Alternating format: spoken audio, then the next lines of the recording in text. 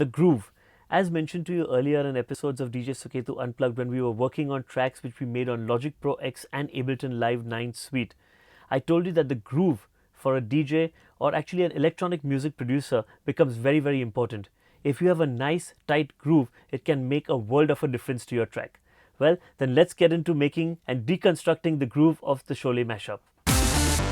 Well, whenever I'm making a groove, for me, I start off with the kick. So let's listen to the kicks that we used for this particular mashup.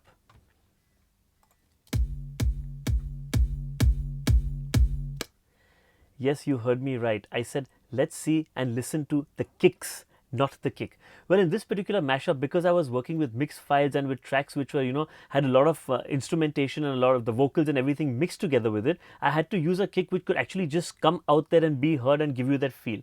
So what I did was, I used one particular kick, which was this, my first kick. It's a nice tight kick with some high ends and everything to it. Well, to top this off, what I did was use another EDM style kick, which is a little bit more broad, got a lot more low end frequencies, and it's a little bit more wider. Let's listen to that one. Now, if we put both these kicks together, this is the sound that you will get.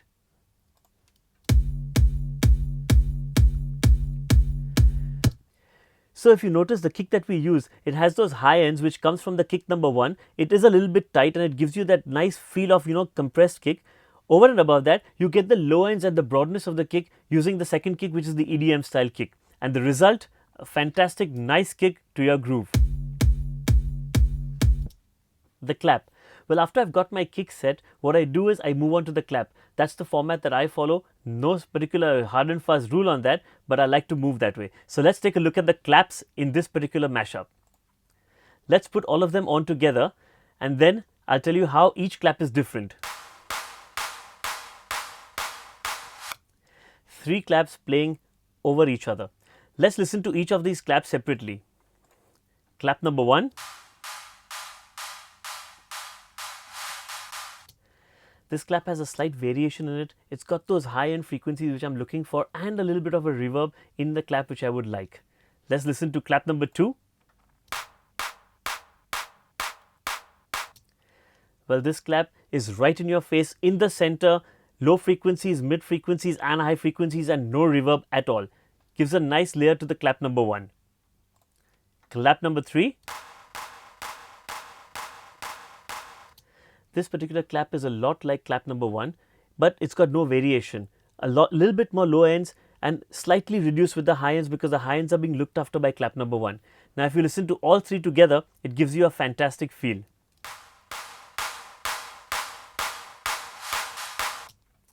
Well, you would ask me, why would I use 3 claps in one particular track?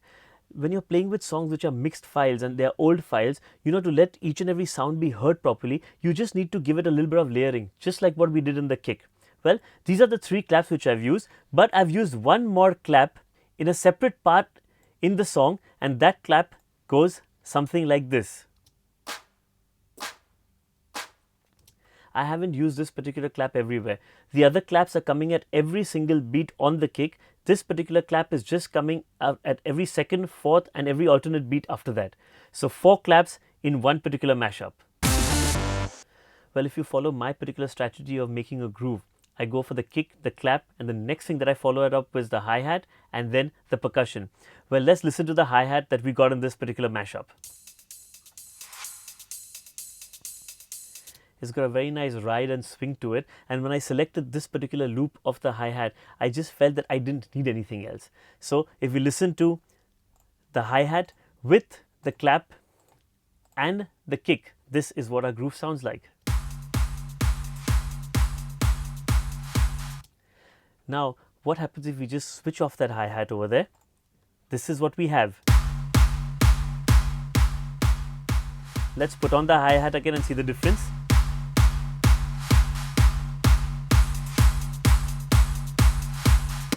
So there you go.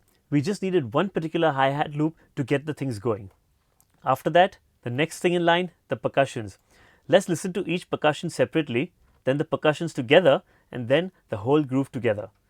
Well, percussion number 1, here goes.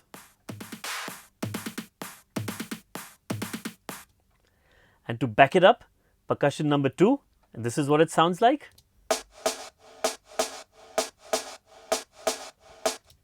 Let's listen to both the percussions together.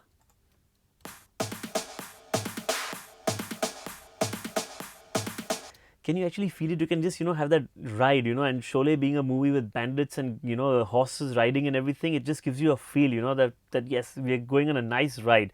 So a groove is complete with the clap, the kick, the hi-hats and the percussions. And if we listen to the whole groove together, this is what it sounds like.